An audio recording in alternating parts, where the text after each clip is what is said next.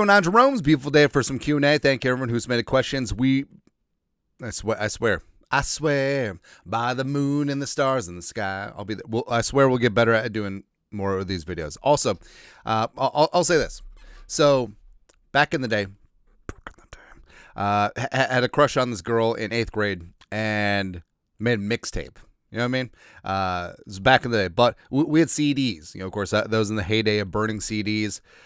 Downloading songs onto your family computer with LimeWire just completely ruin it. And I remember one of the songs on there was, I forget if it was the All for One or the John Michael Montgomery version of I Swear by the Moon and the Stuff. It did not. It did not work. I think she's got like 6 kids now. Anyways, first off is Stephen Lacre. We need a review of officiating malfeasance. The Vikings got a couple roughing calls, but the OPI on Jameson touchdown was a criminal, and Brady mentioned it, but still glossed by at the Lions. We're jumping the Lions all day, too. It's fair. It's fair. We're, Rodgers,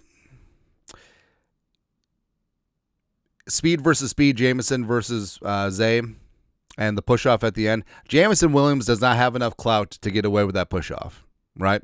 I know that guys like Devontae Adams and Nuke Hopkins and the veterans, they get away with those push-offs, especially in the red zone. Can't have this, man. And also, just going back to these calls, the Lions got penalties called on them too. But that's because they were accurately, we'll get into penalty stuff, but also the reviews. Oh, all of a sudden, that's a catch because it's against the Vikings. Oh, that's not a catch because it's for the Vikings. 4 calls now. The Hockenson touchdown takeaway against the Eagles. The Zay Rodgers pick 6 against the Chargers. Then 2 of them against the Lions. 0 for 4. What are the odds? What are the odds, man? Also, speaking of this, Blake Kettler, do you think they should get rid of the unnecessary roughness by putting your body weight down? I know it went in our favor, but hate that that's a thing. What's your opinion on it? Well, I don't think that should be a rule anymore because you know why that rule came about, right?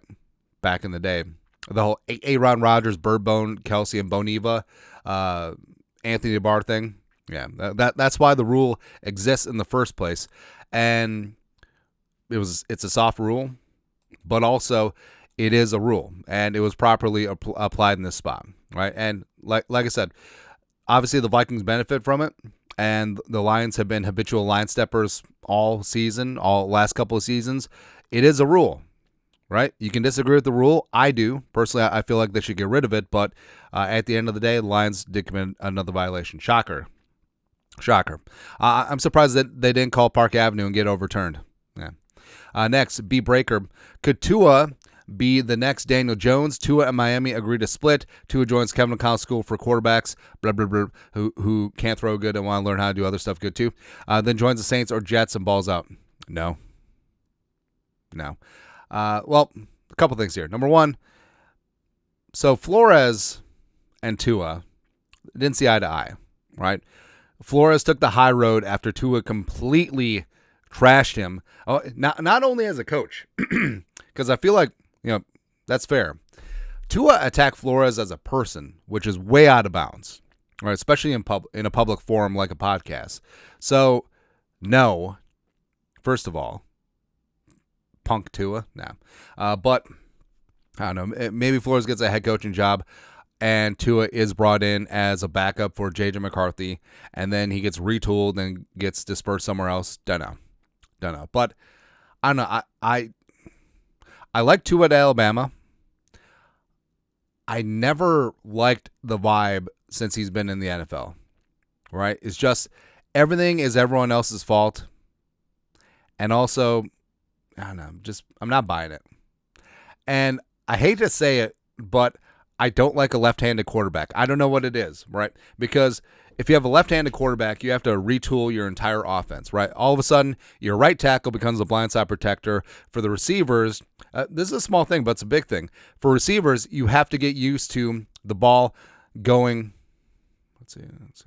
counterclockwise. Where if you have a right-handed quarterback, the ball comes, hold on. All right, so the ball leaves the quarterback's hands clockwise. It comes at the receiver counterclockwise. So you have to flip that. It does change things. Yeah, I'll flip around the jugs machines. Nah. Screw Tua. No, we don't need him. No one needs him. Get ready to learn Chinese, buddy, or at least Canadian. Next, MNHS dance team. Based on what I saw today, I'm ready to give a long hook on JJ as it continues to develop. Do you think this means he's got this year and all next year to benefit out? Yes, more. I feel like he's got his full rookie contract. Right, because that's the plan, where the Vikings build up this FU squad around him, utilizing the cap space from McCarthy's rookie deal. And here's what the process is all the time. So you draft a future franchise quarterback in the first round. You have 4 years and the 5th-year option. That's your window, right? 5 years of low cap it. Well, 4 years of low cap it's 5th-year option can get pretty up there, but you got 4 years where you can spend all of your cap elsewhere to build up a team around the quarterback. And during that time, you win with your quarterback. Afterwards, when you have to pay your quarterback, and he eats up a big chunk of the salary cap, he has to be good enough and develop enough that now you win because of your quarterback, because you're going to be skimping everywhere else. And that's where we are with J.J. McCarthy. And even before the Lions game, that's where we were with J.J. McCarthy, because Kevin Conquacy, they bet their gerbs on McCarthy. They passed on Darnold, they passed on Daniel Jones, passed on Aaron Rodgers, passed on everyone. All right, so that's what they're all in now, and things haven't changed. Right? Obviously it's great that McCarthy had a beautiful game in Detroit in a dub, but I mean, things have not changed. This is still J.J. McCarthy's show, and it's going to be his show as long as Kevin and Colin Quasey are here.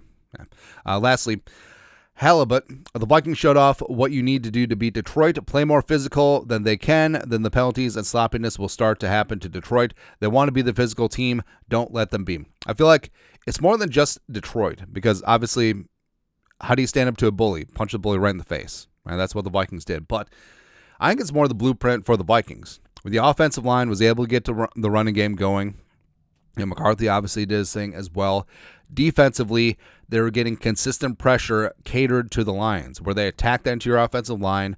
Flores knows Jared Goff very well. Also, Flores was DC of the Patriots, well, de facto DC of the Patriots when they held the Rams and Sean McVay and Jared Goff to 3 points in that Super Bowl back in the day. Also, he knows that if you move him off the spot, he's going to make mistakes, right? And the Vikings, they didn't play hero ball. They rallied to the ball. It's all the simple things that we talked about that was frustrating early in the season. The Vikings were arm tackling. They weren't rally tackling. They weren't having pursuit. Guys were playing hero ball, not playing their gaps, not doing their jobs, but they did all that against Detroit. And this isn't just a one-off flash in the pan. Oh, the Vikings beat the Lions. No, this is the blueprint for the Vikings rest of the season. Play tough, physical football up front on defense, and then offensive line leads the way on offense. That's what you do, man. Yeah. Anyways, that's it. Q&A for this beautiful day. You guys are the best you know what to do. Skol, production value.